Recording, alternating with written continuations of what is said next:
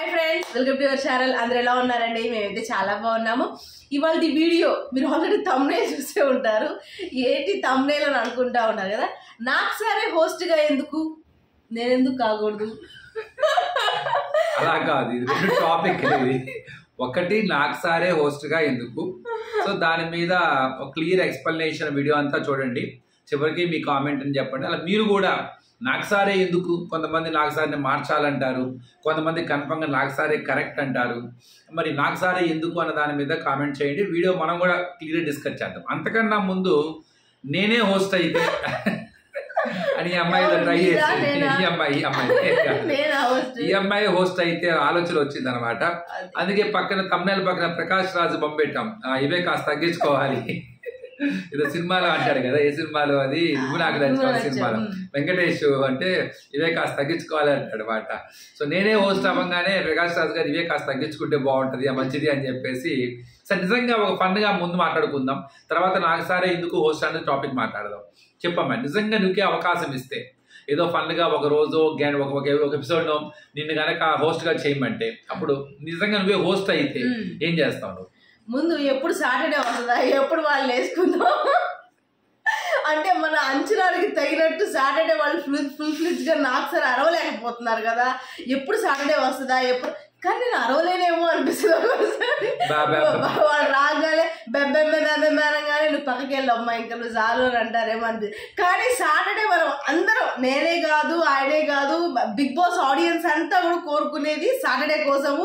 అలాగే సాటర్డే నాకు సార్ బాగా తిట్టాలి. జనరల్ గా ఏంటంటే, మనం చాలా మంది బిగ్ బాస్ చూసేటప్పుడు కొన్ని సన్నివేశాల్లో ఎక్కడో ఒక ఎపిసోడ్ లో మనకు కోపం వస్తుంది.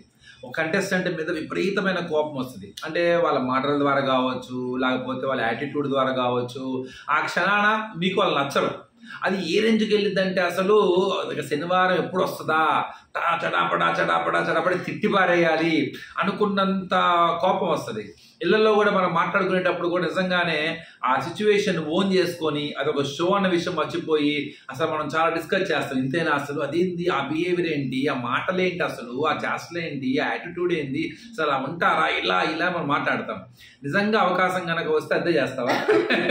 ఎప్పుడు సాటర్డే వస్తుందా అన్ని గుర్తుపెట్టుకుని అన్ని నేనేది రాసుకుంటా చూసారా, అలా రాసుకొని నువ్వు ఎందుకు అలా చేసావని చడామణ అందరినీ తిట్టేస్తా. లేకపోతే నాకు ఒక అనుమానం వచ్చింది, నాకు నచ్చిన కంటెస్టెంట్ ఏమో అననంటారా? అలా కూడా ఏం లేదు, నేను అందరూ సమానంగా కూడా ఇవ్వను. నేను నించున్న జాబ్ కి నేను న్యాయం చేస్తాను కాబట్టి అలాంటి పనులు నేను చేయను. అవును, ఎవరైనా ఒకవేళ నీకు బాగా ఇష్టమైనది డల్ అయిపోతున్నాడు, నీకు ఇష్టమైన వ్యక్తి బయట నెగిటివ్ అయిపోతున్నాడు, అంతే. సో మీరైతే నిజంగా హోస్ట్ మరి హ్యాండిల్ చేయడం అనేది చాలా మంది అనుకుంటారు, కోపం వస్తే తిట్టేయాలా, అరిచేయాలా, నాకు సార్ అట్లా ఇదని. అసలు కాదు, అదే మెయిన్. ఇంకోటి ఏంటంటే, నీలాంటి వాళ్ళు నాలాంటి వాళ్ళకి వెళ్తే మనం ఏదో అన్నా కూడా అసలు దానికి వాల్యూ ఉండదు. అవతల వ్యక్తి అంటే ఎవరితో మాట్లాడుతున్నాము, కంటెస్టెంట్స్ కూడా గెస్చర్ ఉంటుంది అనమాట. అంటే కంటెస్టెంట్స్ కూడా భయపడిపోవాలా, అలాంటి పర్సనాలిటీ కావాలా, ఒక సీనియారిటీ ఉండాలా, అందులో ఒక ఫ్రెండ్లీ ఉండాలా, అలానే అంటే చనువుగా మాట్లాడే చనువు ఉండాలా, కానీ ఆ చనువులోనే ఒక తెలియని భయం ఉండాలా. అలాంటి వ్యక్తి కావాలా. నిజంగా కంప్లీట్గా ఆ వ్యక్తి భయం అయితేనేమో కంటెస్టెంట్స్ దగ్గరగా వెళ్ళలేరు, జోవియల్ గా ఉండలేరు, భయంగానే ఉంటారు, అలా ఉండరు. అలా అని చెప్పేసి తనకన్నా కూడా కొద్ది లో ప్రొఫైల్ ఎత్తనుకోండి, వీళ్ళకి ఆ భయం రాదు. కొద్దిగా రెస్పెక్ట్ తో కూడిన గౌరవం ఉంటుంది చూసారు, ఆ భయం రాదు. కాబట్టి ఇలా అన్నిటికీ తగ్గ పర్సనాలిటీ ఎవరైనా అంటే ఇక్కడ నాకు సరే. ఆయన ఎంత జోవియల్ గా ఉంటాడో, కొద్దిగా ఎక్కడైతే చెప్పాలనుకుంటాడో ఆ మాటను చాలా జాగ్రత్తగా హ్యాండిల్ చేస్తాడు. ఒకవేళ సీరియస్ అయినా దాన్ని వెంటనే జోవియల్లోకి తీసుకురాగలుగుతాడు. సో ఈజ్ అ పర్ఫెక్ట్ నాకు తెలిసి. కానీ అనిపించింది ఒక సీజన్ లో, అంటే ప్రతి సీజన్ కదా ఏదైనా కొత్తగా చేంజ్ ఉంటుందేమో, వేరే వాళ్ళు వస్తే ఇంకెలా ఉంటుందేమో, మేబీ అది చూసిన తర్వాత అమ్మో వద్దు నాకు సరే కరెక్ట్ ఏమో అని కూడా అనుకోవచ్చు. కానీ అలా చేంజ్ చాలా మంది కోరుకున్నారు. అంటే మొనాటనీ వచ్చేస్తుంది అని అంటే అదే పర్సనాలిటీ కదా, అలానే సేమ్ కదా, మొనాటనీ వస్తుందేమో, మారిస్తే ఒక ఫ్రెష్ లుక్ వస్తుందేమో అని చెప్పి. నిజంగా మారిస్తే ఫ్రెష్ లుక్ వస్తుందా, మళ్ళీ తర్వాత ఆయనే కరెక్ట్ అన్న ఫీలింగ్ వస్తుంది అమ్మాయి చెప్పినట్టుగా. ఇంకోటి ఏంటంటే, ఒక కాన్సెక్యూటివ్ గా ఒకళ్ళే చేసే కొద్దీ వాళ్ళకి గ్రిప్ వస్తుంది. వర్క్ లోడ్ తగ్గిపోద్ది. అక్కడ ఉన్న టీమ్కి కానీ ఆ హోస్ట్ కానీ వర్క్ లోడ్ తగ్గిద్ది. ఫస్ట్ చాలా ఈజీగా వాళ్ళు హ్యాండిల్ చేస్తారు. అలా ఎందుకంటే ప్రతి లాంగ్వేజ్ లో కూడా ఒకళ్ళే హోస్ట్ ఇప్పుడు దాకా కంటిన్యూ అవుతూనే ఉన్నారు. ఎగ్జాంపుల్ సల్మాన్ ఖాన్, అసలు ఫస్ట్ సీజన్ నుంచి ఇప్పుడు దాకా కూడా సల్మాన్ గారే హోస్ట్ గా చేశారు. అది మాత్రం నిజంగా గ్రేట్. మిగతా సీజన్ యాక్చువల్ గా మిగతా లాంగ్వేజ్ అయితే నాకు తెలియదు ఎగ్జాక్ట్ గా. కమల్ హాసన్ గారు కూడా చాలా వరుసగా చేశారని, అలాగే ఆయన సుదీప్ గారు ఆయన కూడా చేశారని. అలానే నాకు సార్ వాళ్ళతో కలగొలుపుగా అంటే ఆయన పంచెస్ వేయడానికి ఎవరినో ఒకరు పట్టుకుంటారన్నమాట. సో వెంటనే అది ఫన్ జనరేట్ చేయడానికి కానీ అలానే వాళ్ళతో మాట్లాడేటప్పుడు ఒక తెలియని మన అనే ఫీలింగ్ తీసుకొస్తాడు. వాళ్ళు ముఖ్యంగా ఎలిమినేషన్ అయిపోయినప్పుడు వెళ్ళేటప్పుడు కానీ, జర్నీ చూసేటప్పుడు కానీ, అలానే ఏదన్నా డైరెక్షన్ ఇచ్చేటప్పుడు కానీ, వాళ్ళు ఎంకరేజ్ చేసే విధానంలో కానీ చాలా ఎక్స్ట్రాడినరీగా ఆ పర్సనాలిటీ, ఆ గెస్చర్కి ఆయన పర్ఫెక్ట్ సెట్ అయ్యాడనే చెప్పాలి. అందుకని నాకు సారే హోస్ట్గా ఎందుకు అంటే ఆయనే కరెక్ట్ కాబట్టి, ఇంకా మించి వేరే సరే వాళ్ళు అక్కడ వ్యక్తి వయసులో ఉన్నా సరే, అలాగే ఎక్స్పీరియన్స్ లో ఉన్నా సరే కొంచెం తగ్గినా గానీ ఆ యొక్క భయం అన్నది ఉండదు. అలాగే ఆ ఇది ఉండదు, ఆ కమ్యూనికేషన్స్ అన్నది కరెక్ట్ గా ఉండదేమో అని అనిపించింది. ఆయన ఉండటమే కరెక్ట్. అలానే మనం అందరం అనుకున్నాం, మనమే కాదు చాలా మంది అనుకున్నారు ఏంటంటే ఒకనొక టైంలో నాకు సార్ కాకుండా వేరే హోస్ట్ వస్తే బాగుండు అని కూడా అనుకున్నాం. మిగతా వాళ్ళకి చేత కాదా లేకపోతే మిగతా వాళ్ళు చెయ్యలేరా అని కాదు. సో చెయ్యొచ్చు, అది ఒక ఫ్రెష్ లుకే వస్తుంది. కానీ ఏంటంటే చెప్పాను కదా, కొత్తగా వచ్చిన వాళ్ళకి వర్క్ లోడ్ అంటే టీంకి కానీ వాళ్ళకి కానీ ఒక వర్క్ ఎక్కువ ఉంటుంది అనమాట. దీన్ని హ్యాండిల్ చేయడం అన్నది అంత ఆషామాష వ్యవహారంగా, వాళ్ళు బిజీగా ఉంటారు, వాళ్ళు ఎపిసోడ్లు చూడరు. మరి నాకు సార్ ఎపిసోడ్ చూస్తారంటే ఆయన చూడరు నో డౌట్, కానీ ఎంతో కొంత ఆయనకు ఒక ఐడియా ఉంటుంది. ప్లస్ ఆ మధ్య మధ్యలో చూసిన దాని వల్ల ఒక చిన్న ఎస్టిమేషన్ చేయగలుగుతారు టీం ఇచ్చిన దాన్ని బట్టి. కానీ మనకంటూ కొన్ని డౌట్స్ మనకంటూ కొన్ని ఉన్నాయి. ఏంటి ఆ సలహాలు ఏమైనా ఇద్దాం అనుకుంటున్నావా నాకు సారికి? నేను తప్పే ఉందాళ్ళు ఆడియన్స్ యాక్చువల్ గా ఏంటి అంటే మనమందరం కోరుకునేది, నేను కోరుకునేది ఏంటంటే సాటర్డే ఆ టైంలో వచ్చినప్పుడు కొద్దిగా గట్టిగా వాయిస్తే కొంచెం అందరూ సంతోషపడతారని, అంతే. ఇంకా అంటే తిట్టడమే అలానే కాదు,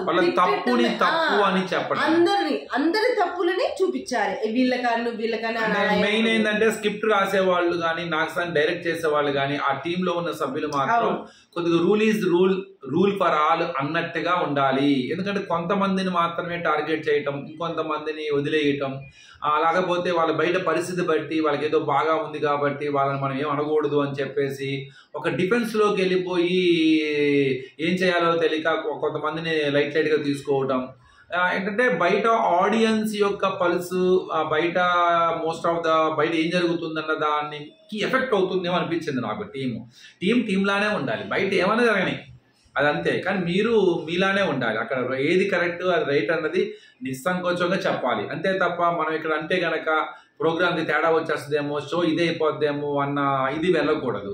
అదేంటంటే రియాలిటీ షో రియాలిటీ లాగానే ఉండాలి, అందరికీ అవకాశాలు ఇవ్వాలి, అలానే అందరినీ ఒకేలా చూడాలి.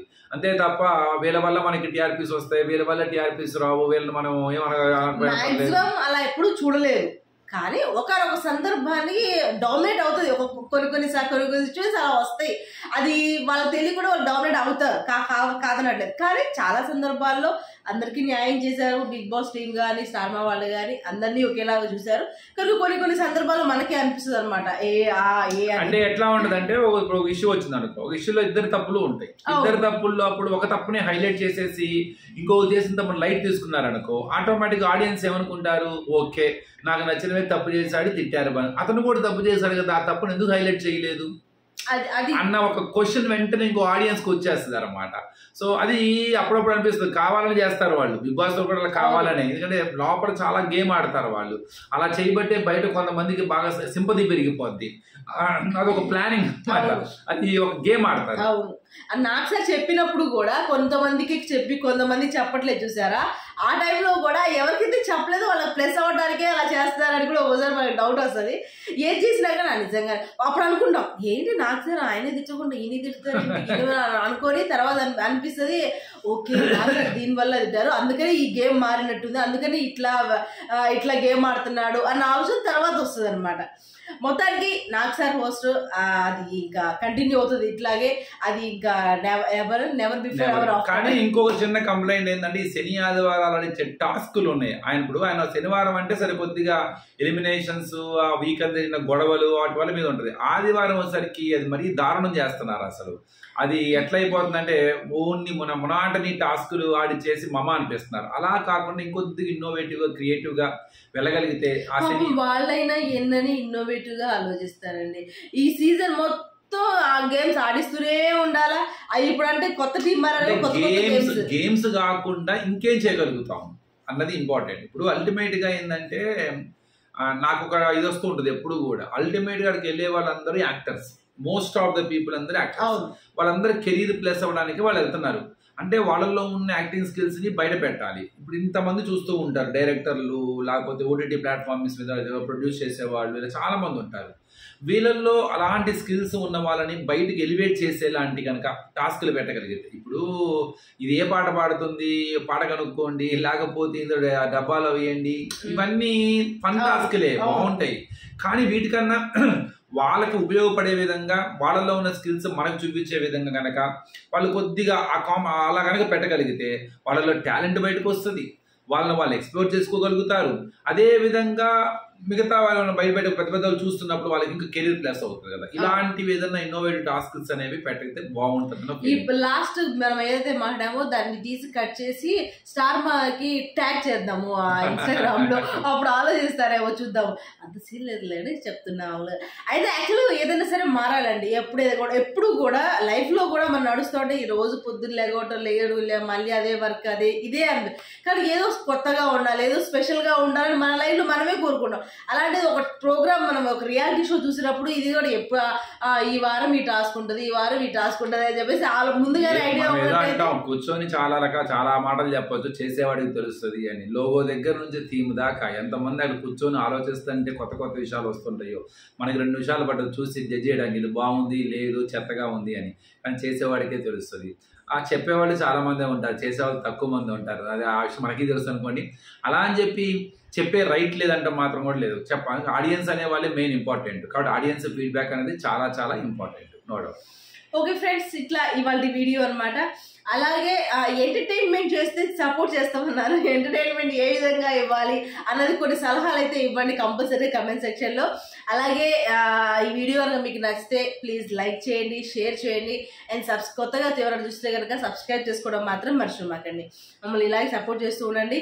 ఇంకా ఎన్ని డేస్, ఇవాళ 3rd కదా డేట్, 28 డేసా, 28 days టు గో. చూద్దాం ఎలా ఉండబోతుందో BB8.